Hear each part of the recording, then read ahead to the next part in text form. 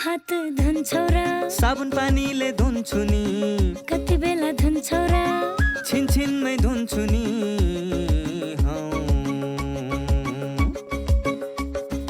घरमा पस्दा अफिस पस्दा सधैँ धुन्छु हात कोरोनालाई यसै गरी भगाइदिन्छु म त घरमा पस्दा अफिस पस्दा सधैँ धुन्छु हात कोरोनालाई यसै गरी भगाइदिन्छु म त भान्सा छिर्नु अगाडि खाना खानु अगाडि जहाँ त्यही छोएपछि हातले छोपी खोकेपछि हात धुन्छौ र साबुन पानीले धुन्छु नि कति बेला धुन्छौ र छिनछिनमै धुन्छु नि कोरोनाबाट बच्ने 3 उपायहरू। व्यक्ति बीच 2 मिटर टाढा बस्ने, घरबाट बाहिर निस्कँदा मास्क लगाउने र बेला बेलामा साबुन पानीले मिच्ची 20 सेकेन्डसम्म हात धुने। कोरोनाबाट आफू पनि बचौँ र अरूलाई पनि बचाउँ। नमस्कार, स्वस्थ जीवन कार्यक्रममा तपाईलाई स्वागत छ। नेपाल सरकार स्वास्थ्य तथा जनसङ्ख्या मन्त्रालय, राष्ट्रिय स्वास्थ्य शिक्षा सूचना तथा सञ्चार केन्द्र र नेपाल टेलिभिजन बीच सहकार्यमा निर्माण गरिएको यो कार्यक्रम एनटिभी प्लसका साथै एनटिभी इटहरी र एनटिभी कोहलपुरबाट पनि हेर्न सक्नुहुनेछ। नेपालको संविधानले स्वास्थ्य सम्बन्धी हकलाई नागरिकको मौलिक हकका रूपमा प्रत्याभूत गरेको छ। समृद्ध नेपाल सुखी नेपालीको राष्ट्रिय आकांक्षा पूरा गर्नका निम्ति आवधिक योजनाहरूमा पनि गुणस्तरीय स्वास्थ्य सेवामा जनताको पहुँच वृद्धि गर्ने लक्ष्य राखिएको छ भने आधारभूत स्वास्थ्य सेवामा राज्यको लगानी पनि वृद्धि भइरहेको छ। स्वास्थ्य सेवामा आम नागरिकको पहुँच वृद्धि गर्न भएका प्रयासहरूका साथै हरेक व्यक्तिले आफ्नो स्वस्थ जीवनका लागि अवलम्बन गर्नुपर्ने उपायहरूबारे हामीले यो कार्यक्रममा चर्चा गर्नेछौँ। विश्वमा हालसम्म कोभिड-19 विरुद्धको 287 वटा खोपहरू परीक्षण गरिएकोमा 63 वटा खोपले विभिन्न चरण पार गरेको छ भने तीमध्ये 3 वटा खोप प्रयोगको लागि अनुमति प्राप्त भएको छ। नेपालमा पनि कोभिड-19 विरुद्धको खोप आयातका लागि 48 अर्ब रुपैयाँ आर्थिक सुनिश्चितताका लागि सरकार तयारी अवस्थामा छ। कोभिड खोप भण्डारणका लागि पनि तयारी सुरु भइसकेको छ। आज हामी यसबारे चर्चा गर्नेछौँ। विज्ञानको दिनानुदिनको बढ्दो अन्वेषणसँगै चिकित्सा विधि पनि परिमार्जित हुँदै गएको छ। चिकित्सा विज्ञानको उदाउँदो र बहुआयामिक विधा, रेडियोलोजीको प्रयोग, आवश्यकता र सम्भावनाबारे स्वास्थ्य संवाद प्रस्तुत गर्नेछौँ। शारीरिक रूपमा स्वस्थ राख्न दैनिक व्यायाम, पसिलो खानेकुरा, प्रतिरोधी क्षमता बढाउने जडीबुटीयुक्त आहार सेवन गर्न विशेषज्ञहरूले सुझाव दिने गरेका छन्। भान्सामा दैनिक प्रयोग गरिने मरमसला र खाद्यान्न कसरी उपयोग गर्नुपर्छ यसबारे चिकित्सकको सुझाव पनि हामीसँग हुनेछ। सुरुमा विशेष रिपोर्ट।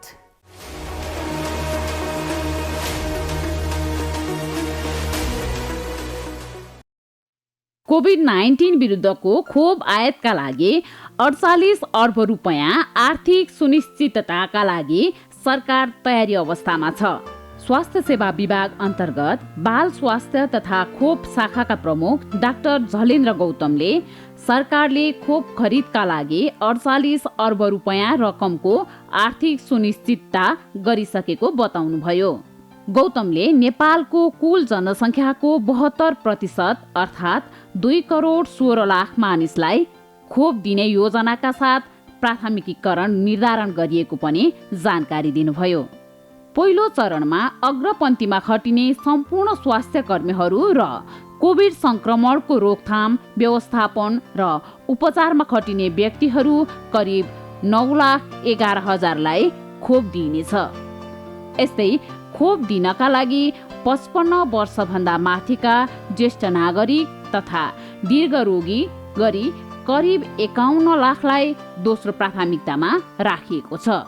40 देखि 54 वर्ष उमेर समूहका 29 लाख र 15 देखि 39 वर्ष उमेर समूहका 1 करोड 27 लाखलाई अन्तिम चरणमा खोप दिने योजना छ। कोभिड-19 विरुद्धको खोप आयातका लागि प्राविधिक कार्यपत्र तयार पारी मन्त्री परिषदद्वारा स्वीकृत भइसकेको छ। सरकारले खोप प्राप्तिका लागि खोप उत्पादक मुलुकलाई कूटनीतिक नोट पठाइएको र खोप प्रदान गर्न केही मुलुकहरूले सकारात्मक प्रतिक्रिया दिए कूटनीतिक पहल भइरहेको छ। कोभ्याक्स फेसिलिटीमा नेपाल सहभागी भइसकेको र उक्त सुविधाबाट 60 लाख मानिसलाई सहुलियत दर वा निशुल्क रूपमा खोप प्राप्त हुने स्वास्थ्य तथा जनसङ्ख्या मन्त्रालयले जनाएको छ। यस्तै कोभिड खोप भण्डारणका लागि क्षमताको मूल्याङ्कन आवश्यकता अनुसार सरकारी र निजी क्षेत्रमा खोजी गर्ने काम भइरहेको छ। खोप भण्डारण क्षमता विस्तारका लागि विराटनगर, जनकपुर, पोखरा, बुटवल, सुर्खेत र धनगढीमा भवन निर्माण गर्न प्रस्ताव तयार गरी प्रक्रिया अघि बढाइएको छ। यस्तै कोभिड-19 खोप कार्ययोजनालाई अन्तिम रूप दिएको र कोभिड-19 खोप कार्यक्रम सञ्चालन निर्देशिका तयार भइरहेको छ।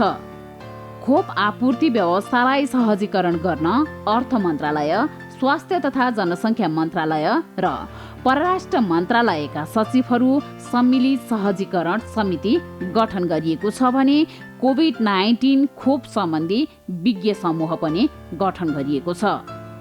विश्वमा हालसम्म 287 वटा खोपहरू बनाई जनावरमा परीक्षण गरिएको र 63 वटा खोप मानिसमा परीक्षणको क्रममा रहेको र तीमध्ये 3 वटा खोप प्रयोगको लागि अनुमति प्राप्त भएको छ। ती 3 वटा खोपमध्ये फाइजरबाट उत्पादित खोपलाई बेलायत लगायत 14 देशले मान्यता दिएको, मोरोनाबाट उत्पादित खोपलाई अमेरिका र क्यानाडाले मान्यता दिएको र साइबोफार्मबाट उत्पादित खोपलाई दुबई, चीन र बर्हाइनले मान्यता दिएको छ।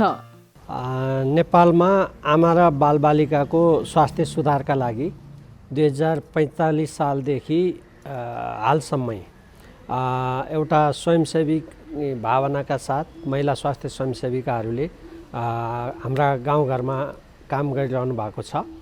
उहाँहरू नेपालमा करिब 52,000 भन्दा बढीले टोलमा सेवा पुर्याइरहनु भएको छ। आमाको स्वास्थ्य सुधारका लागि जति बेला हाम्रो मातृमृत्यु दर अत्यन्तै उच्च थियो र बाल मृत्यु दर पनि संसारमै सबैभन्दा बढी मध्येमा हामी पढ्थ्यौँ, त्यो दुईटै आमाको मृत्यु दर घटाउन र बालबालिकाहरूको मृत्यु दर घटाउनका लागि हामीले हाम्रो समुदायमै काम गर्ने महिला स्वयंसेविकाहरूलाई केही जिम्मेवारी नेपाल सरकारले दियो। त्यो अनुसार उहाँहरूले अहिले निरन्तर काम गरिरहनु भएको छ र खास गरी आमाको स्वास्थ्य सुधारका लागि महिला स्वयंसेविकाज्यूहरूले परिवार नियोजनको सेवाहरू गाउँघरमै गएर टोलमै दिनुभएको छ। अनि त्यसपछि गर्भ जाँचका विषयमा हाम्रा गाउँघरका गर्भवती महिलाहरूलाई उहाँहरूले स्वास्थ्य संस्थासम्म पुर्याउने काम गरिरहनु भएको छ र सुत्केरी हुनका लागि स्वास्थ्य संस्थासम्म उहाँहरूले पुर्याउन सहयोग गर्नुहुन्छ। त्यस्तै बालबालिकाको स्वास्थ्य सुधारका लागि उहाँहरूले जस्तो स्वास्थ्य संस्थामा सुत्केरी गराउने अनि यो अत्यन्तै चिसोबाट बालबालिकालाई जोगाउने अथवा बालबालिकाहरूलाई नवजात शिशुहरूलाई लाग्ने रोगहरू, न्युमोनिया जस्ता रोगहरू लागे नलागेको छुट्याउने, यदि लागेको रहेछ भने स्वास्थ्य संस्थासम्म पुर्याइदिने र कतिपय अवस्थामा उहाँहरूले केही समय त उहाँहरूले उपचारमा पनि सरसहयोग पुर्याउनु भयो। यसरी आमा र बालबालिकाको स्वास्थ्य सुधारका लागि महिला स्वयंसेविकाज्यूहरूले निरन्तर काम गरिरहनु भएको छ, जसले गर्दाखेरि नेपालको मातृमृत्यु दर घटाउन पनि सहयोग पुगेको छ, बाल मृत्यु दर घटाउन पनि सहयोग पुगेको छ।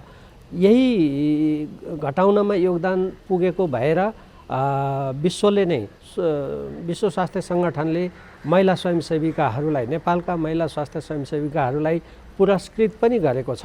त्यसकारणले यो नेपालको स्वास्थ्य सुधारका लागि, खास गरी आमा र बालबालिकाको स्वास्थ्य सुधारका लागि उहाँहरूको महत्त्वपूर्ण योगदान छ।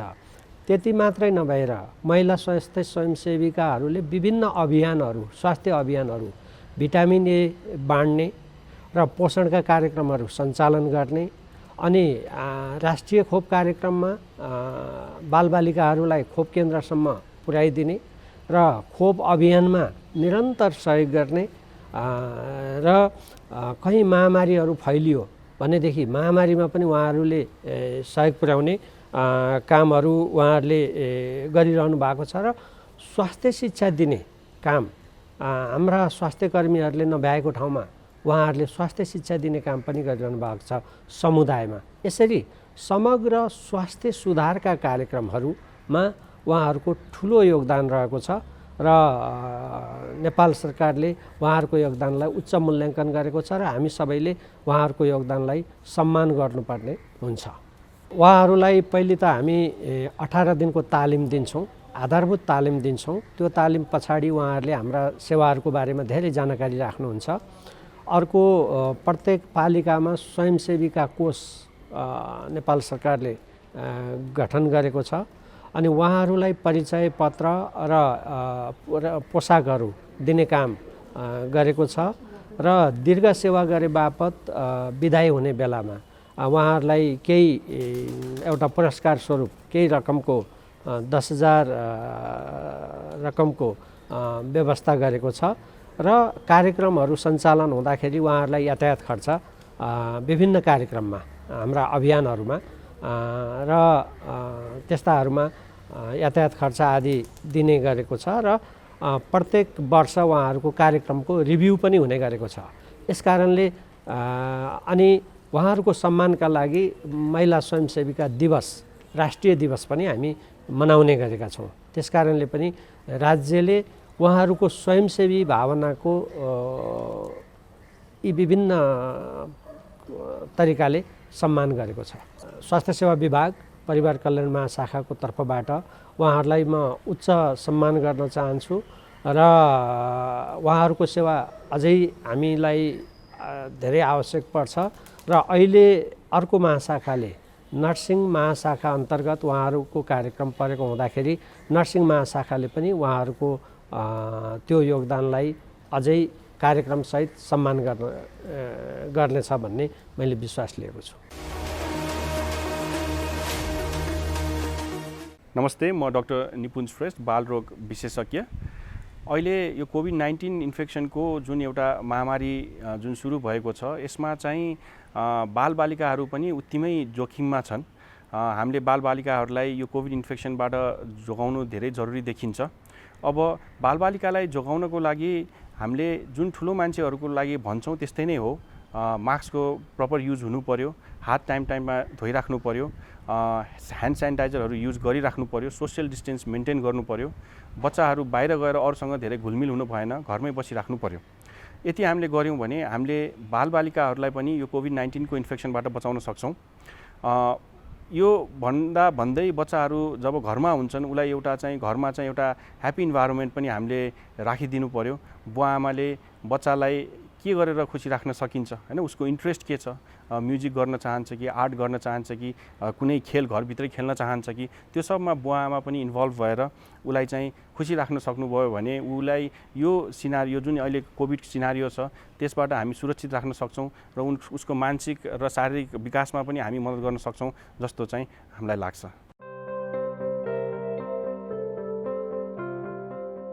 नानु होमवर्क सक्यो त? गर्दैछु बुवा।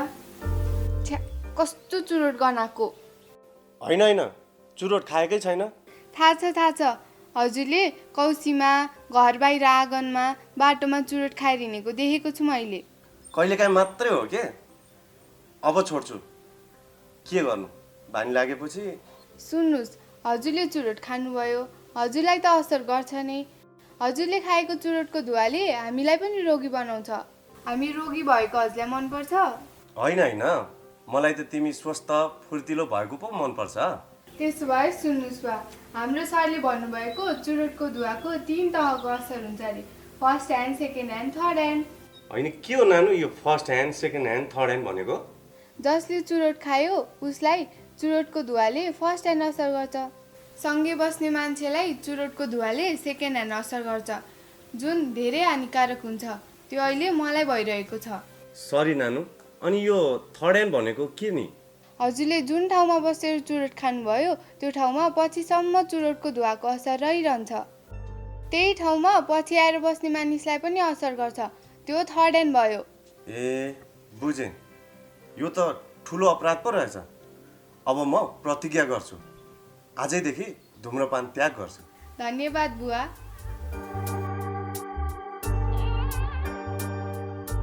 नमस्ते, म डाक्टर सरिना राज भण्डारी। म चाहिँ ENT अथवा नाक कान घाँटीको सर्जन र फेसियल प्लास्टिक सर्जन हो। यो चिसोको मौसममा, यो सिजनमा चाहिँ मान्छेहरूलाई चाहिँ थुप्रो प्रब्लमहरू आउँछन्, जस्तै रुगाखोकी, स्निजिङहरू हुने, नाकबाट पानी बग्ने, नाक बन्द हुने, त्यो सँगसँगै घाँटीको प्रब्लमहरू जस्तै घाँटी खसखसाउने, खोकी लाग्ने, सुक्खा खोकी लाग्ने प्रब्लमहरू हुन्छन्। त्यसमाथि अहिले कोभिडको एरा पनि छ। It's a very difficult time. त्यही कारणले गर्दा चाहिँ तपाईँहरूले यो मौसममा चाहिँ अभोइड गर्नुपर्ने कुराहरू, चिसो कुराहरू, स्मोकिङ गर्नुहुन्छ भने प्लिज त्यो पनि अलिकति कन्ट्रोल गर्नु अथवा छोड्नु होला। अनि खानपानमा पनि चिल्लो, पिरो, अमिलोहरू चाहिँ अलिकति कम गर्नुहोस्, सो द्याट तपाईँको घाँटीको प्रब्लम पनि धेरै नहोस्। अनि मास्क चाहिँ अनिवार्य रूपमा प्लिज लगाउनु होला। त्यो चाहिँ हाम्रो एकदमै सेफ्टी प्रिकसन नै हो। मास्क पनि तपाईँहरूले त्यो कपडाको मास्क र भाल्भको मास्क भन्दा पनि सर्जिकल मास्क लाउनु भयो भने त्यो एकदमै बेटर छ। अनि तपाईँको यो रुगाखोकीको लागि चाहिँ अब मोस्ट मान्छेहरूलाई चाहिँ कोभिड नै हो कि भनेर पनि डर लाग्छन्, बट देन यो चाहिँ सिजन एकदमै कमन हो रुगाखोकीको लागि। त्यही कारणले रुगाखोकी नहोस् भनेर तातो पानीको बाफ लिने, मन तातो पानी खाने, नुन पानीले कुल्ला गर्ने, तिनीहरू पनि गर्न सक्नुहुन्छ। But then please stay safe. हजुरहरूलाई कोभिडकै शङ्का छ, त्यसको ज्वरो आइरहेछ, तपाईँहरूलाई नाकबाट स्मेल आएन, खानाको टेस्ट आएन भने तपाईँलाई कोभिड टेस्ट गर्दा पनि केही फरक पर्दैन। नेगेटिभ आयो भने राम्रै हो, पोजिटिभ आयो भने त्यही अनुसार हामी तपाईँहरूको ट्रिटमेन्ट गर्छौँ। बट देन मान्छेहरूलाई चाहिँ यो कोभिडको टेस्ट गर्ने र भनेर मान्छेहरू चाहिँ धेरै तर्सिन्छन् आजकल। त्यस्तो चाहिँ नसोच्नु होला, कोभिड टेस्ट गर्नुभएको पनि राम्रै हो। अनि घाँटीको लागि चाहिँ मोस्टली तपाईँको घाँटीमा केही अड्किने त्यस्तो प्रब्लमहरू छ भने सिधै मेडिकलमा गएर एन्टिबायोटिक चाहिँ नलिनु होला है। अब एकपल्ट डक्टरसँग सल्लाह लिएर एलर्जीको कारणले हो कि ग्यास्ट्रिकको कारणले हो कि साँच्चै नै इन्फेक्सन नै हो, त्यो बुझेर मात्र मेडिसिन्स लिनु होला। विज्ञानको दिनानुदिनको बढ्दो अन्वेषणसँगै चिकित्सा विधि पनि परिमार्जित हुँदै गएको छ। चिकित्सा विज्ञानको उदाउँदो र बहुआयामिक विधा हो रेडियोलोजी। यो प्रविधि मार्फत मानव शरीरमा रेडियो तरङ्ग प्रसारण गरेर शरीरको भित्री भागको अध्ययन गरिन्छ। अहिले कोरोना भाइरस संक्रमणको जोखिम रहेकाले बिना सावधानी यस्ता यन्त्रको उपयोग गर्दा अन्य बिरामी र स्वास्थ्यकर्मीमा भाइरस सर्ने सम्भावना रहन्छ। रेडियोलोजीको प्रयोग, आवश्यकता र सम्भावना बारे विज्ञसँगको संवाद अबको क्रममा।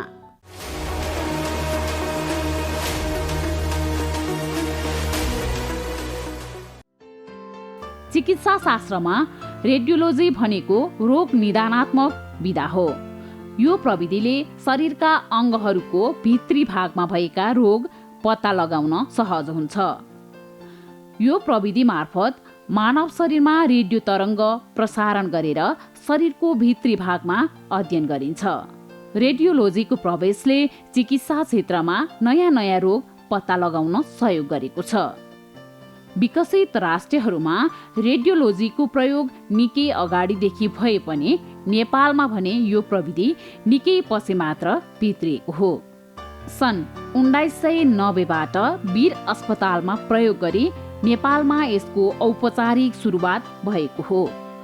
रेडियोलोजीको विकास नहुँदा धेरै मानिसले रोगको पहिचान बिनै ज्यान गुमाउनु परेको थियो। अहिले पनि नेपालमा रेडियोलोजिस्टको संख्या न्यून छ। रेडियोलोजीको प्रयोग अनिवार्य रूपमा चिकित्सकीय सल्लाह र आवश्यकता अनुरूप मात्र गर्नुपर्छ। अहिले कोरोना भाइरस संक्रमणको जोखिम रहेकोले बिना सावधानी यस्ता यन्त्रको उपयोग गर्दा अन्य बिरामी र स्वास्थ्यकर्मीमा भाइरस सर्ने सम्भावना रहन्छ। रेडियोलोजीको प्रयोग, आवश्यकता र सम्भावना बारे हामीले रेडियोलोजिस्ट डाक्टर शर्मा पौडेलसँग संवाद गरेका छौँ। रेडियोलोजी भनेको एक्सरे मात्रै होइन, सुरुमा रेडियोलोजी सुरु हुँदा एक्सरेबाट सुरु भएको थियो। त्यो 1895 मा रोन्टजेनले जब एक्सरे पत्ता लगाउनु भयो त्यति बेला चाहिँ एक्सरेबाट सुरु भएको। तर अहिले आएर रेडियोलोजीमा एक्सरे बाहेक धेरै विधाहरू छन्, जस्तै एक्सरे, अल्ट्रासाउन्ड, जसलाई हामीले बुझ्ने भाषामा चाहिँ भिडियो एक्सरे भन्छौँ। भिडियो एक्सरे भनेको त्यो एक्सरे होइन, खास त्यो अल्ट्रासाउन्ड आवाज युज गरेर गरिने प्रविधि हो। त्यस्तै सिटी स्क्यान हुन्छ, एमआरआई हुन्छ, अनि त्यसपछि अरू न्युक्लियर मेडिसिनहरू हुन्छ।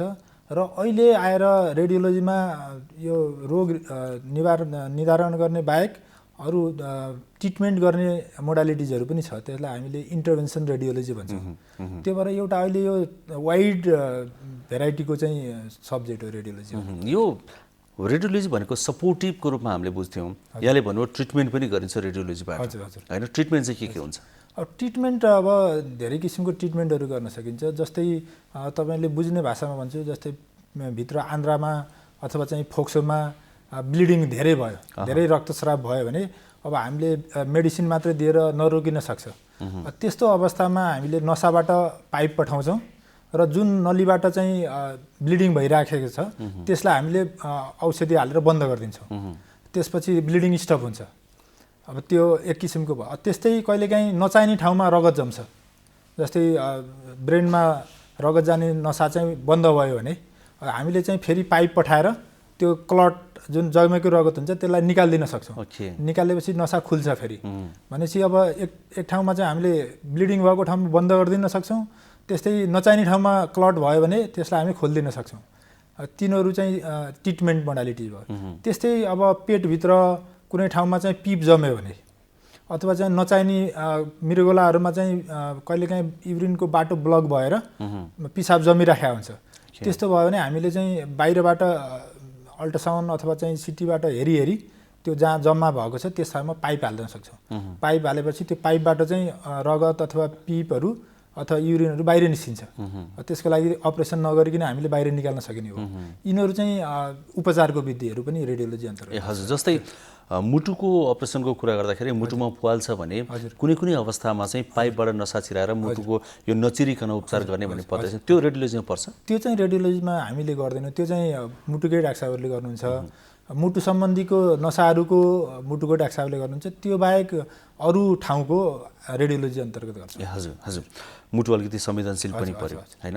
यो रेडियोलोजीको कुरा गर्दाखेरि चाहिँ एक्सरे गर्दाखेरि चाहिँ विकिरणहरू, रेहरू निस्किन्छन्, त्योतिर असर गर्छ, त्योबाट बाहिर बस्नुपर्छ भनेर अहिले पनि बाहिर पठाउने चलन छ, होइन? त्यो विकिरणले असर गर्ने भनेको कस्तो कस्तो अवस्थामा के असर गर्छ त्यसले? अब रेडियोलोजीमा दुई किसिमको हुन्छ। एउटा विकिरण युज गरेर गर्ने मोडालिटिजहरू जस्तै एक्सरे, सिटी स्क्यान अनि अब रेडियोथेरापीहरू हुन्छ। अर्को चाहिँ एक्सरे युज नभइकन हुने, जस्तै भिडियो एक्सरे अथवा अल्ट्रासाउन्ड, एमआरआईहरू हुन्छ, होइन? अब एमआरआई अल्ट्रासाउन्डहरूमा तपाईँको विकिरण आउँदैन, त्योसँग यो भ्रम मात्रै हो त्यसले असर गर्छ भन्ने। अब जुन विकिरण आउने एक्सरे, सिटी स्क्यान अनि रेडियोथेरापीको चिजहरू हुन्छ तिनीहरूमा चाहिँ विकिरण आउँछ, त्यसको चाहिँ साइड इफेक्टहरू हुन्छ। अब हामीले रुटिनली युज गर्दाखेरि सानो डोजमा युज गर्छौँ हामीले, त्यसको चाहिँ थोरै साइड इफेक्ट हुन्छ। तर त्यही धेरै युज गर्यो भने त्यसको साइड इफेक्ट बढी हुन्छ। धेरै पटक गऱ्यो भने धेरै पटक बढी गर्यो अथवा चाहिँ एकैचोटिमा धेरै अमाउन्टमा एक्सपोजर गर्यो भने त्यसको साइड इफेक्ट धेरै हुन्छ। त्यसको साइड इफेक्ट चाहिँ इमिडिएट र लङ टर्म साइड इफेक्ट हुन्छ। अब इमिडिएट साइड इफेक्टहरू चाहिँ युजली धेरै डोजमा चाहिँ भयो भने हुन्छ, जस्तै स्किन बर्न हुने, टिस्युहरू ड्यामेज हुने, त्यो चाहिँ इमिडिएट इफेक्ट हुन्छ। अब लङ टर्म इफेक्ट भनेको चाहिँ क्यान्सर डेभलप हुनसक्छ। रेडिएसन एक्सपोज भएको बिरामीको पछाडि 15-20 वर्षपछि गएर क्यान्सरहरू, स्पेसल्ली ब्लड क्यान्सरहरू, तिनीहरू चाहिँ डेभलप हुने चान्स धेरै हुन्छ। त्यही भएर हामीले सुनेको चाहिँ बाँझोपना पनि बढ्न सक्छ महिलामा भन्छन्, त्यो के हो? अब त्यो पनि हुनसक्छ, किनभने हाम्रो जुन अन्डाकोश र स्त्रीको चाहिँ डिम्बाशय हुन्छ त्यसमा चाहिँ सेलहरू एकदम फास्ट चाँडो प्रोलिफरेट भइराखेको हुन्छ। रेडिएसनले चाहिँ जुन ठाउँमा चाहिँ धेरै चाँडो सेल बढिराखेको हुन्छ त्यस्तो ठाउँमा बढी असर गर्छ। त्यही भएर ब्लडको सेलहरूमा अनि त्यसपछि अब टेस्टिजहरूमा त्यो असर गर्ने हुनाले धेरै लार्ज डोजमा चाहिँ रेडिएसन दियो भने बाँझोपन पनि हुनसक्छ। त्यो रेहरूसँग दिनदिनै खेलिरहनु भएको छ, फेस गरिरहनु भएको छ, यहाँहरू आफूलाई कसरी प्रोटेक्ट गर्नुहुन्छ? अब हामीले चाहिँ त्यसमा 2-3टा कुराहरू चाहिँ, एउटा त सकेसम्म हामी डाइरेक्टली एक्सपोज हुँदैनौँ भनेको जस्तै पेसेन्टमा जहाँ डाइरेक्ट रेडिएसन अथवा एक्सरे पर्छ त्योभन्दा हामी अलिक टाढा बस्छौँ। जति सोर्सबाट टाढा भयो त्यति त्यसको असर कम हुन्छ एउटा।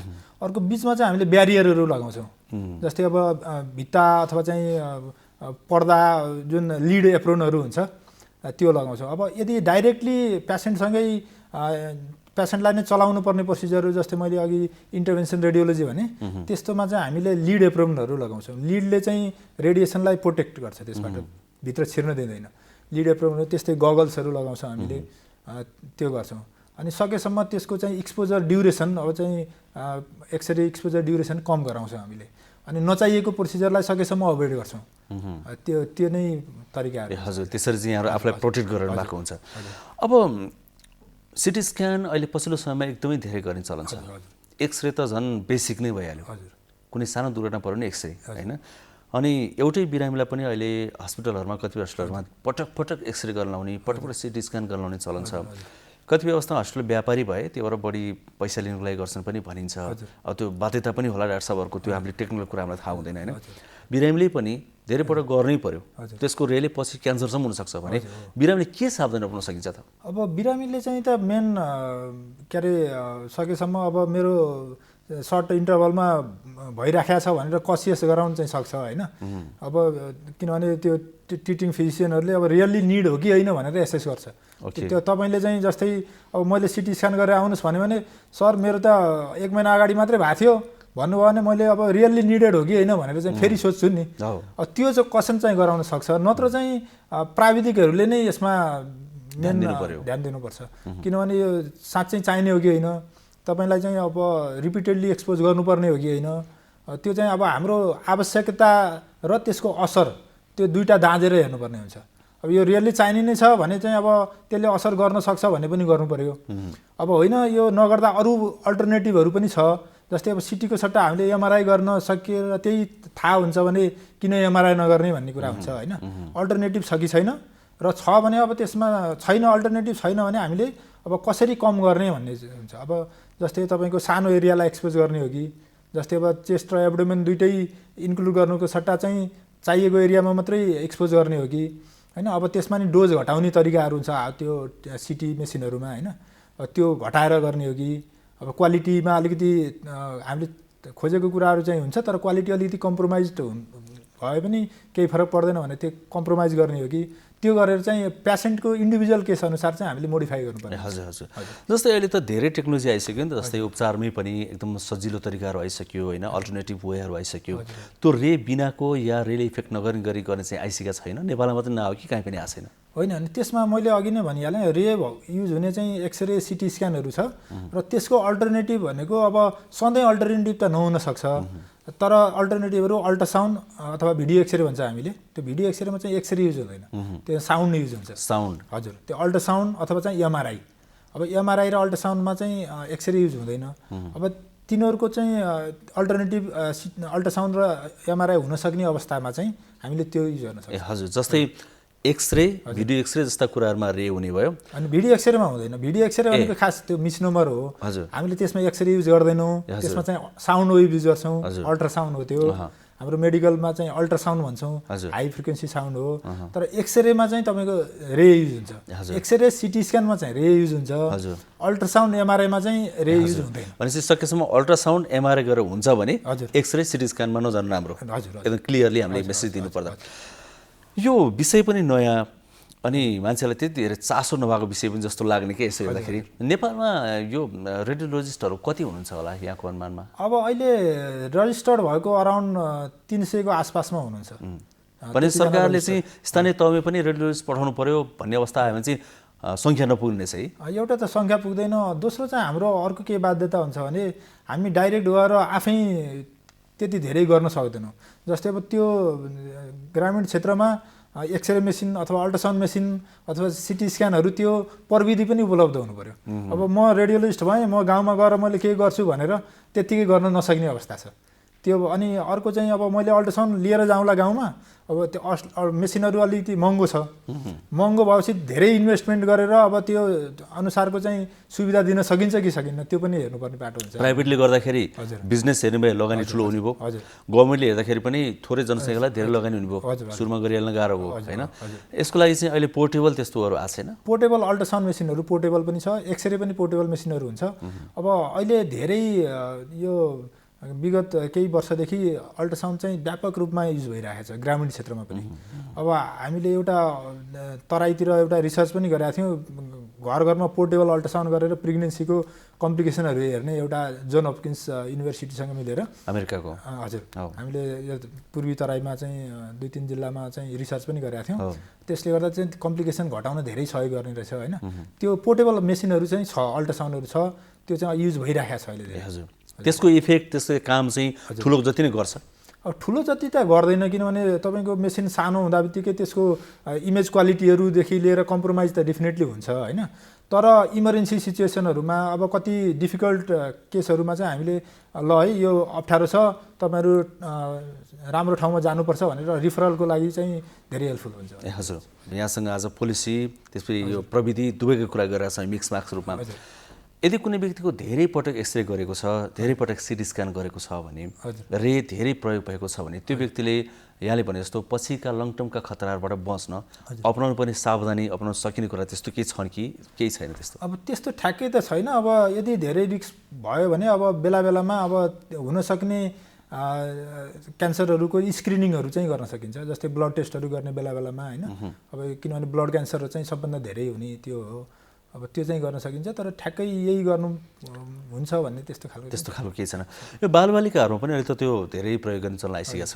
त्यो बाध्यता नै भइसकेको छ बालबालिकाहरूलाई त्यो प्रयोग गर्दा त झन् धेरै समस्या होला है हजुर झन् किनभने तिनीहरूको चाहिँ बाँच्ने आयु धेरै लामो हुन्छ जति तपाईँको लामो आयु छ त्यति धेरै पछि कम्प्लिकेसन डेभलप हुने चान्स धेरै हुन्छ त्यही भएर हामीले एडल्ट वयस्कलाई भन्दा बच्चाहरूलाई चाहिँ विशेष सावधानी अपनाउनुपर्छ त्यही भएर सकेसम्म हामीले बच्चाहरूलाई सिटी स्क्यानहरू कम गर्छौँ किनभने एक्सरेमा भन्दा सिटी स्क्यानमा धेरै रेडिएसन युज हुन्छ त्यही भएर सकेसम्म नभई नहुने अवस्थाहरूमा मात्रै युज गर्छौँ हामीले सकेसम्म कम युज गर्छौँ बालबालिकाहरूलाई चाहिँ त्यस्तो खालको रेहरूले के इफेक्ट गर्छ लङ टर्मसम्म लङ टर्म भनेको मेन इफेक्ट भनेको त एउटा क्यान्सरै डेभलप हुन सक्ने हो अर्को तपाईँको जेनेटिक एब्नर्मालिटिजहरू हुनसक्छ किनभने त्यो जिनमा चाहिँ म्युटेसनहरू गराइदिन सक्छ रेडिएसनले मैले प्रश्न किन सोधेको भने बालकको यो मानसिक अवस्थामा पनि असर गर्छ भन्ने कथा सुनिन्छ क्या त्यो चाहिँ धेरै हाई डोजमा चाहिँ भयो जस्तै अब न्युक्लियर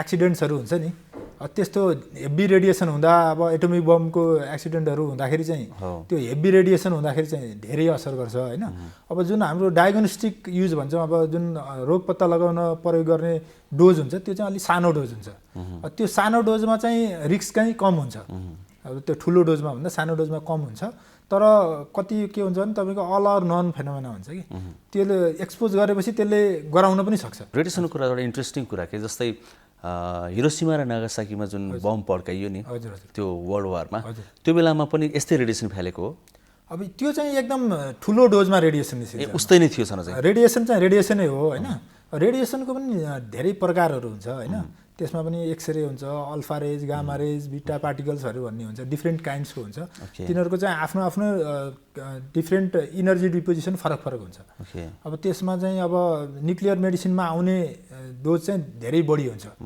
न्युक्लियर एक्सिडेन्ट्सहरू हुँदा धेरै डोजमा आउँछ त्यसको चाहिँ असर धेरै हुन्छ हामीले रोग पत्ता लगाउन गर्ने रेडियोलोजिकल प्रोसिजरहरूमा चाहिँ डोज थोरै हुन्छ तपाईँको सानो डोजमा हुन्छ त्यही भएर कति अवस्थामा त त्यो हार्मलेस जस्तै पनि हुन्छ होइन माइनर डोजहरू जस्तै चेस्टको एउटा एक्सरे गर्दाखेरि तपाईँको 0.02 मिलिसिभर्ट भनेको एकदम मिनिमम डोज हुन्छ होइन त्यस्तो धेरै असर गर्दैन त्यो चाहिँ हाई डोजको थियो तर एउटै त्यो किनभने हिरोसिमा नागासाकीमा अहिले पनि त्यो भएका मान्छेहरू चाहिँ डिसेबल भएर बसेका मान्छेहरू भेटिन्छ नि त त्यो भएर चाहिँ मैले सोध्न खोजिरहेको थिएँ कि त्यो चाहिँ हाई डोजमा हुन्छ हाम्रो डायग्नोस्टिक रेडियोलोजीमा त्यत्रो धेरै युज हुँदैन हजुर रेडियोथेरापीमा चाहिँ अलिकति बढी हुन्छ जस्तै क्यान्सरको लागि चाहिँ रेडिएसन दिएर ट्रिट गर्छ नि सुन्नुभयो होला रेडियोथेरापी भन्छ केमो दिने भन्छौँ नि हामी केमो भनेको औषधि दिने हो रेडियोथेरापी भनेको रेडिएसन दिने हो हजुर कति क्यान्सरहरूमा चाहिँ हामीले रेडिएसन दिन्छौँ रेडिएसन दिएर उपचार गर्छौँ त्यसमा चाहिँ के गर्छौँ हामीले रेडिएसन धेरै डोजमा रेडिएसन दिएर त्यो टिस्युलाई चाहिँ ड्यामेज गरिदिन्छौँ क्यान्सर सेलहरूलाई। भनेपछि अरूलाई पनि असर गर्ने भयो त्यसले त। त्यसको वरिपरि पनि असर गर्छ। त्यसमा चाहिँ तपाईँको धेरै डोज हुन्छ। ओके। अब जुन हामीले रोग पत्ता लगाउन गर्ने एक्सरे सिटी स्क्यानहरूमा एकदम कम डोज हुन्छ। त्यो क्यान्सरको लागि दिने रेडियोथेरापीमा चाहिँ धेरै डोजै हुनै पर्ने भयो। भनेपछि त्यसले अरू पनि खतरा चाहिँ निम्त्याउन सक्ने भयो। तर पनि क्यान्सर ठुलो हुनाले अरू खतरा भए पनि त्यो अरूको भन्दा अब त्यो क्यान्सरलाई मेन ट्रिट गर्नुपर्ने हुनाले त्यो अब त्यसमा पनि अहिले प्रविधिहरू डेभलप भएको छ। तपाईँको जुन एरियामा दिनुपर्ने त्यही एरियामा लोकलाइज्ड गरेर दिन सकिन्छ हामीले। ओके। त्यो पहिल्यै सिटीहरूमा प्लान गर्छौँ यति एरियाभन्दा एक्सपोज नगर्ने भनेर। त्यो हाम्रो देशमा पनि आइसकेको छ रेडियोथेरापी। अब डाक्टर साहब अलिकति समसामयिक कुरा गरौँ। अहिले कोरोना भाइरसको सङ्क्रमण छ संसारैभरि होइन। कोरोना भाइरसको सङ्क्रमण र रेडियोलोजीको विकिरण यिनीहरूको बिचमा केही सम्बन्ध हुन्छ? अब कोरोना भाइरसको डाइरेक्ट इफेक्ट त हुँदैन। अब यसमा चाहिँ हामीले रेडियोलोजी चाहिँ कोरोनाको चाहिँ रोग पत्ता लगाउन पनि युज गर्छौँ हामीले। जस्तै कोभिड निमोनिया भनेर जुन छ नि, अब कोभिड निमोनियामा चाहिँ एक्सरे र सिटी स्क्यानबाट देखिन सक्छ। ओके। अब कति देशहरूमा रिसर्च पनि भएको थियो। तपाईँको जुन हामीले पिसिआर टेस्ट गर्छौँ त्यो पिसिआर टेस्टभन्दा पनि सिटी स्क्यान चाहिँ कोभिड निमोनिया देखाउनलाई चाहिँ अझ बढी सेन्सिटिभ रहेछ। भनेपछि कोभिड पिसिआरको चाहिँ टेस्ट सेन्सिटिभिटी तपाईँको अलमोस्ट 70% होइन। सिटी स्क्यान चाहिँ 90%सम्म सेन्सिटिभिटी भनेर निकालेको थियो। तर अब त्यसको चाहिँ के छ कस्टको कुराहरू अनि अब अरू रेडिएसनको कुराहरूले गर्दा अब त्यसलाई चाहिँ टेस्ट गर्नलाई चाहिँ कोभिड पत्ता लगाउनलाई चाहिँ सिटी स्क्यान चाहिँ गर्दैन आजकल। तर कोभिड निमोनिया सस्पेक्ट गरेको बिरामीहरूमा अब कहिलेकाहीँ कोभिड पिसिआर नेगेटिभ आए पनि क्लिनिकल कन्डिसनको आधारमा यो कोभिडै हुनुपर्छ जस्तो लाग्यो भने हामीले सिटी स्क्यान गर्छौँ त्यस्तो अवस्थामा। अर्को चाहिँ कोभिड निमोनिया भइसकेको बिरामीहरूलाई अब त्यसले लङ्समा कति असर गरेको छ होइन। मेनली चाहिँ लङ्समा असर गर्छ। फोक्सोमा चाहिँ कति ड्यामेज गरेको छ भनेर थाहा पाउनलाई त्यो हामीले सिटीबाट एउटा सिभिरिटी स्कोरहरू निकाल्न सक्छौँ। कति लङको कुन भाग कति असर गरेको छ भनेर पत्ता लगाउन पनि सिटी स्क्यान युज गर्छ। अब एक्सरे चाहिँ रुटिनली युज गर्छौँ हामीले। एक्सरे 2-3टा कुरा हुन्छ। एउटा त डायग्नोसिस गर्नलाई भनेको त्यो निमोनिया छ कि छैन, किनभने कोभिड हुँदैमा निमोनिया नहुन सक्छ होइन। कोभिडले पहिला त माथि फ्यारिङ्सतिरै असर गर्छ। अब निमोनिया भए पनि फोक्सोमा चेन्ज नहुन सक्छ। अब त्यो छ कि छैन भनेर हेर्नलाई एक्सरे गर्छौँ। अनि अब बिरामीको कन्डिसन इम्प्रुभ भएन अथवा चाहिँ अब झन् वर्स हुँदै गइरहेछ भने अरू कम्प्लिकेसनहरू डेभलप भयो कि भनेर त्यति बेला चाहिँ हामीले एक्सरे अथवा सिटी स्क्यानहरू गर्छौँ। त्यो भएको हुनाले पत्ता लगाउने त्यो डायग्नोसिस साइडमा एउटा रोल छ। अर्को चाहिँ अब हामीले प्रिकसन लिनुपर्नेहरू कुराहरू छ। अब रेडियोलोजीमा पनि हामी डाइरेक्ट पेसेन्टसँग इन्भल्भ हुने हुनाले हामीले आफूले पनि प्रोटेक्सन गर्नु पऱ्यो र अरू त्योसँगै अरू आउने पेसेन्टहरूलाई पनि प्रोटेक्सन गर्नु पऱ्यो। त्यसको लागि हामीले इक्विपमेन्टहरू कसरी क्लिन गर्ने, हाम्रो पर्सनल के अरे सेफ्टीको लागि चाहिँ मेजरहरू कसरी अप्नाउने भने त्यो कुराहरू हामी सबै अरू एज अ जनरल डक्टरको जस्तै रेडियोलोजीमा पनि हामीले सावधानी अप्नाउनु। हजुर। आजको हाम्रो कुराकानीमा धेरै कुराहरू भए पनि एउटा एकदमै इम्पोर्टेन्ट कुरा चाहिँ के लाग्यो भने हामी एक्सरे गर्ने भनेपछि या यो खालका डायग्नोसिसको लागि यो काम गर्ने भने एकदमै धेरै डराउँथ्यौँ। त्यहाँ चाहिँ विकिरणहरू आउँछन् जाने हुँदैन। त्यसमा पनि सबैमा त्यस्तो होइन भन्ने एउटा इम्पोर्टेन्ट कुरा आयो। सिटी स्क्यान एक्सरेमा चाहिँ त्यो विकिरण आउँछ, अल्ट्रासाउन्डहरूमा आउँदैन, एमआरआईमा आउँदैन भन्ने कुरा आयो होइन। भनेपछि हामी आम दर्शकहरू जसले यो कार्यक्रम हेरेर बसिरहनु भएको छ उहाँहरूलाई हस्पिटल जाँदाखेरि चाहिँ तपाईँहरू त्यस्तो डराउनु पर्दैन, ढुक्क भएर जानुहोस् भन्न सक्छौँ होइन? त्यो त ढुक्क भएर, किनभने हाम्रो जति पनि रेडिएसन आउने ठाउँहरू छ त्यो बाहिर लिक नहोस् भनेर हाम्रो प्रोटेक्सन गरेको हुन्छ। ओके। त्यो स्पेसल खालको वाल बनाएको हुन्छ। त्यो अरू रुमको भन्दा त्यो रेडिएसन आउने कोठाहरूको चाहिँ स्पेसल वाल हुन्छ हजुर। त्यो भएर त्यसरी लिक हुँदैन। अब त्यो ढोका खोलेको अवस्थामा अथवा गर्दा गर्दै एक्सपोज गरेको अवस्थामा चाहिँ जानु भएन, त्यति मात्रै हो। त्यो कन्टिन्युसली त्यसबाट रेडिएसन आइराख्दैन।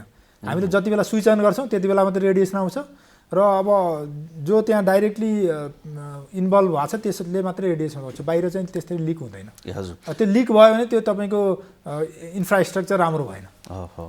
त्यसको त्यो विकिरण त्यो बेलामा आएर त्यो हावामा त्यसको कणहरू फैलिरहने त्यस्तो हुँदैन? त्यस्तो चाहिँ हुँदैन। त्यसको जति डिस्टेन्स बढ्दै गयो त्यसको इफेक्ट घट्दै जान्छ। इन्भर्स स्क्वायर ल भन्छ हामीले। जति डिस्टेन्स बढ्दै गयो त्यति इफेक्ट घट्दै जान्छ। त्यो एक किसिमको इनर्जी हो होइन। धेरै लामो डिस्टेन्स गएपछि त्यसको केही असर हुँदैन। गर्भवती महिलालाई चाहिँ हजुर यो धेरै जाँच गर्ने गरिन्छ होइन? अल्ट्रासाउन्ड धेरै गरिन्छ। अल्ट्रासाउन्ड होइन त? अल्ट्रासाउन्ड हो। त्यसले त्यस भए असर खासै गर्दैन होइन त? अल्ट्रासाउन्डको साउन्डको चाहिँ त्यति साइड इफेक्ट हुँदैन। अब जुनसुकै प्रविधि पनि अब नचाहिएसम्म प्रयोग नगर्नु भन्छ होइन। अब तर प्रेग्नेन्सीमा चाहिने अवस्थामा हामीले चाहिँ रुटिनली अल्ट्रासाउन्ड युज गर्न सक्छौँ, सेफली युज गर्न सक्छौँ। त्यो त्यसमा चाहिँ रेडिएसन हुँदैन। भिडियो एक्सरे भनेर चाहिँ त्यो मिसनोबर मात्रै हो, त्यो तपाईँको चाहिँ एक्सरे भनेर नाम दिए हो, तर त्यो एक्सरे होइन। त्यसमा चाहिँ साउन्ड युज हुन्छ। त्यो भएको हुनाले गर्भ अवस्थामा हामीले बच्चाको अवस्था कस्तो छ, आमाको अवस्था कस्तो छ भनेर हेर्नलाई चाहिँ प्रयोग गर्ने भनेको अल्ट्रासाउन्ड अथवा भिडियो एक्सरे भन्छ, जुन सामान्य बुझ्ने अर्थमा। तर त्यसमा एक्सरे युज नहुने हुनाले एकदम सुरक्षित हुन्छ यो। अब हामीले धेरै जसो अहिले 3चोटि 4चोटिसम्म गर्ने प्रचलन भइराखेको छ अहिले होइन। 3-4 चोटि गर्छौँ। अब कुनै कुनै अवस्थामा हामीले धेरै पटक पनि गर्नुपर्ने हुन्छ, कम्प्लिकेटेड कम्प्लिकेसन छ भने। हजुर, जस्तै अब डायबिटिज भएको पेसेन्टहरूमा, प्रेसर बढेको पेसेन्टहरूमा, बच्चामा चाहिँ ग्रोथ राम्रोसँग नभएको बच्चाहरूमा हामीले रिपिटेडली पनि गर्नुपर्ने हुन्छ। तर त्यसको अल्ट्रासाउन्डको त्यस्तो अहिलेसम्म साइड इफेक्ट छैन। हामीले जुन रुटिनली युज गर्ने डोजमा हुन्छ, त्यसमा नि साउन्डको पनि अब लिमिट हुन्छ। त्यो लिमिटमा त्यस्तो साइड इफेक्ट हुँदैन। त्यही भएर हामीले आरामले युज गर्न सक्छौँ, त्यसमा डराउनु पर्दैन।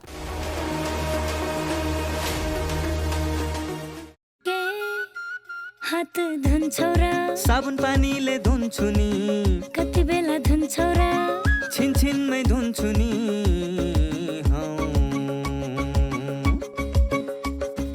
घरमा पस्दा अफिस पस्दा सधैँ धुन्छु हात, कोरोनालाई यसै गरी भगाइदिन्छु म त। घरमा पस्दा अफिस पस्दा सधैँ धुन्छु हात, कोरोनालाई यसै गरी भगाइदिन्छु म त। भान्सा छिर्नु अगाडि, खाना खानु अगाडि, जहाँ त्यही छोएपछि, हातले छोपी खोकेपछि। हात धुन्छौ र साबुन पानीले धुन्छु नि, कति बेला धुन्छौ र छिनछिनमै धुन्छु नि। कोरोनाबाट बस्ने 3 उपायहरू। व्यक्ति व्यक्ति बीच 2 मिटर टाढा बस्ने, घरबाट बाहिर निस्कँदा मास्क लगाउने र बेला बेलामा साबुन पानीले मिच्ची मिच्ची 20 सेकेन्डसम्म हात धुने। कोरोनाबाट आफू पनि बचाउँ र अरूलाई पनि बचाउँ। नमस्कार, डाक्टर प्रदीप केसी, आयुर्वेद चिकित्सालय नरदेवीमा निर्देशकको रूपमा कार्यरत छु। यस चिकित्सालयले निर्माण गरेको जुन सिंहदरबार वैद्यखानाको तरकिब अनुसार निर्माण गरेको ज्येष्ठ बासादी चूर्ण 5 भाग, गुडुची चूर्ण 3 भाग र एसटी मधु 1 भाग, यो मिश्रित एउटा चाहिँ औषधि हामीले निःशुल्क रूपमा वितरण गरेका छौँ। यसलाई चाहिँ बालकदेखि वृद्धसम्म र जुनसुकै रोगहरू, उच्च रक्तचाप, डायबिटिज, यी सबै रोगहरूमा प्रयोग गर्न सकिन्छ। यसमा कुनै चिनीहरू अथवा मिश्रीहरू यस्तो पदार्थहरू छैन। र यसलाई चाहिँ हामीले 1 लिटर पानीमा 5 चम्चा औषधि राखी त्यसलाई 5 देखि 7 मिनटसम्म उमाल्ने र बनेको काडालाई 50 देखि 80 ml-सम्म वयस्कले र बच्चाहरू हुनुहुन्छ भने 30 देखि 40 ml चाहिँ सेवन गर्नुहोला। दिनमा 3 पटक सेवन गर्न सकिन्छ। यो नरदेवी आयुर्वेद चिकित्सालयले निःशुल्क वितरण गरिरहेको छ र यसको लागि बजारमा हामीले कुनै व्यवस्था गरेका छैनौँ। नरदेवी आयुर्वेद चिकित्सालयमा जुन कार्य समयमा आएर आफ्नो नाम दर्ता गरी निःशुल्क रूपमा उपलब्ध हुन सक्नेछ। लामो प्रसुति व्यथाको कारण बच्चाको टाउकोले योनि मार्ग र पिसाब थैली वा दिशा थैली वा दुवैलाई थिचेर प्वाल परेर प्रसव फिस्टुला हुन्छ। प्रसुतिपछि महिलामा दिशा चुहिरहने, पिसाब चुहिरहने वा दिशा पिसाब दुवै चुहिरहने समस्या प्रसव फिस्टुला हो। कलिलो उमेरमा बच्चा जन्माउँदा पनि प्रसव फिस्टुला हुन सक्दछ। प्रसव फिस्टुलाले महिलाहरूलाई शारीरिक, मानसिक तथा सामाजिक समस्या सृजना गर्छ। प्रसव फिस्टुला रोकथाम गर्न सकिन्छ। नियमित गर्भ जाँच गर्ने, जन्मान्तरका लागि परिवार नियोजनको साधन प्रयोग गर्ने, स्वास्थ्य संस्थामा दक्ष प्रसुतिकर्मीबाट सुत्केरी गराएमा प्रसव फिस्टुला हुनबाट बचाउन सकिन्छ। प्रसव फिस्टुला उपचारबाट निको हुन्छ। उपचार पाइने अस्पतालहरू बीपी कोइराला स्वास्थ्य विज्ञान प्रतिष्ठान धरान, काठमाडौँ मोडल अस्पताल काठमाडौँ, सुर्खेत प्रादेशिक अस्पताल सुर्खेत।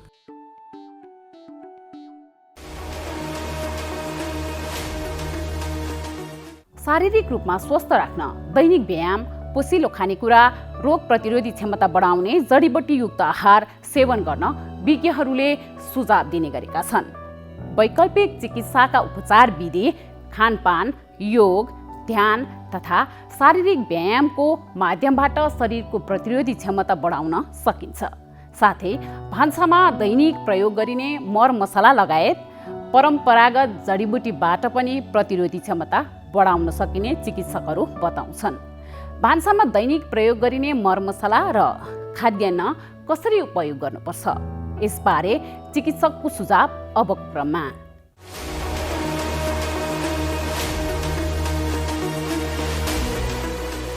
नमस्कार, म डाक्टर सुमन सिमखडा। म मधुमेह, थाइरोइड तथा हर्मोन रोग विशेषज्ञ।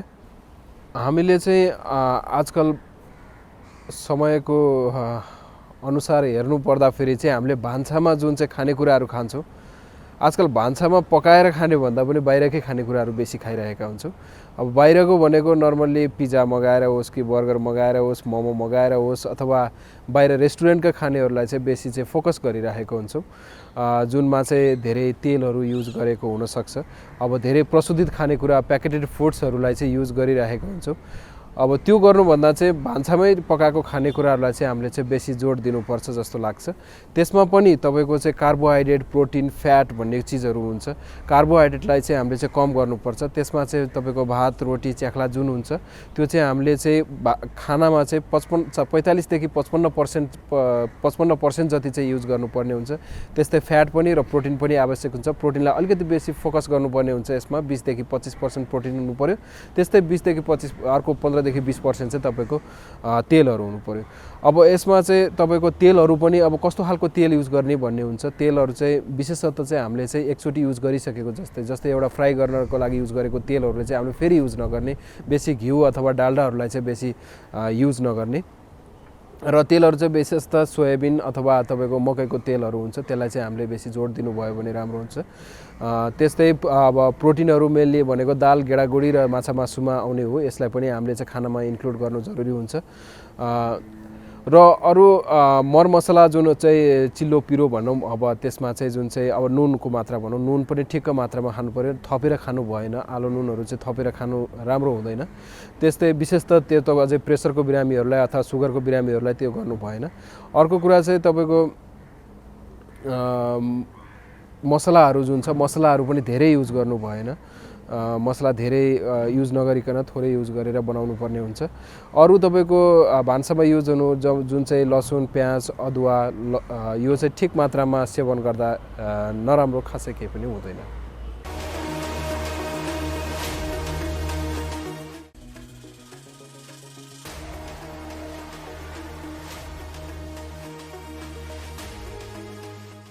कार्यक्रम स्वस्थ जीवन हरेक दिन एनटिभी प्लसबाट बिहान 7 बजेदेखि 8 बजेसम्म र पुनः साँझ 5 देखि 6 बजेसम्म, एनटिभी कोहलपुरबाट दिउँसो 1 देखि 2 बजेसम्म र एनटिभी इटहरीबाट दिउँसो 2 देखि 3 बजेसम्म प्रसारण हुने गरेको छ। स्वास्थ्य सम्बन्धी यहाँहरूको कुनै जिज्ञासा वा समस्या भएमा हामी सम्बन्धित विज्ञहरूबाट समाधान खोजी कार्यक्रममा प्रसारण गर्नेछौँ।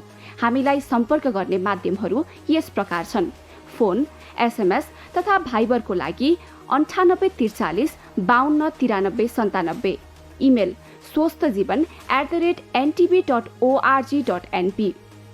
यस कार्यक्रमको बारेमा आफ्नो सल्लाह, सुझाव र प्रतिक्रिया पनि यहाँहरूले यिनै मार्फत दिन सक्नुहुनेछ। साथै कार्यक्रममा के कस्ता सामग्री, विषय वा विज्ञ समेट्नु पर्ला भन्ने विषयमा पनि सुझाव दिन सक्नुहुन्छ। कार्यक्रम यहाँहरूले सामाजिक सञ्जाल मार्फत पनि हेर्न सक्नुहुन्छ। YouTube Nepal television, mobile application Nepal television, Facebook facebook.com/neptv2041। ए सृजना, त किन हिजो अस्ति स्कुल नआएकी? हेर, मेरो त महिनाभरि सुरु भएछ। ए, त्यही भएर पो स्कुल नआएकी? मलाई त पहिला एकदमै डर लागेको थियो। पछि आमाले सम्झाउनु भएपछि बल्ल बुझेँ। अनि स्कुल त आउनु पर्थ्यो नि त। आफूलाई कस्तो लाज लागेको थियो। होइन, के को लाजको कुरा गर्छन् यिनीहरू? केही होइन। सृजना पनि आइछन् त आज। अनि हिजो अस्ति कहाँ गएकी थियौ? खास कुरा उसको महिनावारी सुरु भएर समस्या भएछ मिस। महिनावारी हुनु समस्या होइन, यो त किशोरीहरूमा हुने सामान्य प्राकृतिक कुरा मात्रै हो। सामान्यतया महिनावारी 10 देखि 15 वर्षका किशोरीहरूमा सुरु हुन्छ।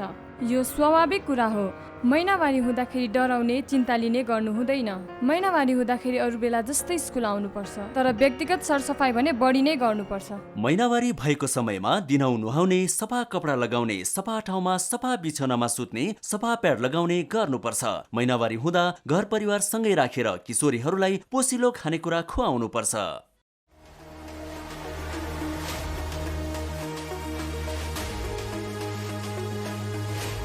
कार्यक्रम स्वस्थ जीवन हरेक दिन एनटिभी प्लसबाट बिहान 7 बजेदेखि 8 बजेसम्म र पूर्ण प्रसारण साँझ 5 देखि 6 बजेसम्म, एनटिभी कोहलपुरबाट 1 देखि 2 बजेसम्म र एनटिभी इटहरीबाट दिउँसो 2 देखि 3 बजेसम्म प्रसारण हुने गरेको छ। स्वास्थ्य सम्बन्धी यहाँहरूको कुनै जिज्ञासा वा समस्या भएमा हामी सम्बन्धित विज्ञहरूबाट समाधान खोजी कार्यक्रममा प्रसारण गर्नेछौँ। हामीलाई सम्पर्क गर्ने माध्यमहरू यस प्रकार रहेका छन्। फोन, एसएमएस तथा भाइबरको लागि 98 43 52 93 97, इमेल swasthjivan@ntv.org.np। यस कार्यक्रमको बारेमा आफ्नो सल्लाह, सुझाव र प्रतिक्रिया पनि यहाँहरूले यिनै माध्यम मार्फत दिन सक्नुहुनेछ। साथै कार्यक्रममा के कस्ता सामग्री, विषय वा विज्ञहरू समेट्नु पर्ला भन्ने विषयमा पनि सुझाव दिन सक्नुहुन्छ। कार्यक्रम यहाँहरूले सामाजिक सञ्जाल मार्फत पनि हेर्न सक्नुहुनेछ। YouTube Nepal television, mobile application Nepal television, Facebook facebook.com/neptv2041।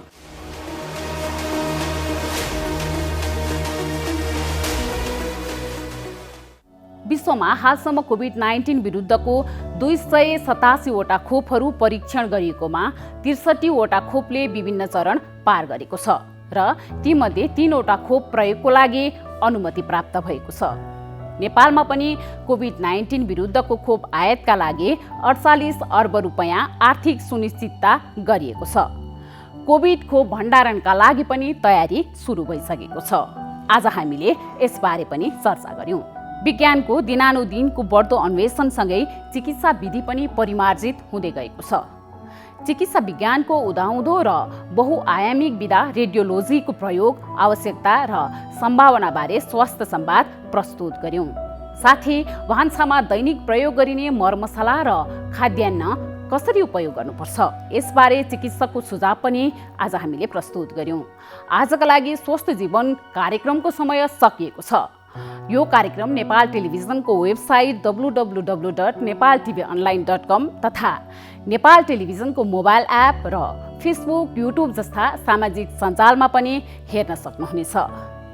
यो कार्यक्रममा तपाईका स्वास्थ्य सम्बन्धी समस्या, सरकारले प्रवाह गरेका स्वास्थ्य सेवा अथवा हाम्रो कार्यक्रमबारे कुनै जिज्ञासा भए हामीलाई सम्पर्क गर्न सक्नुहुनेछ। सम्पर्क माध्यम हामीले टेलिभिजन स्क्रिनमा देखाइरहेका छौँ। तपाईका समस्यालाई हामीले सरकारी अधिकारी वा विज्ञ मार्फत समाधान गर्ने प्रयास गर्नेछौँ। आजका लागि स्वस्थ जीवन कार्यक्रमबाट हामी सबैलाई बिदा दिनुहोस्। नमस्कार।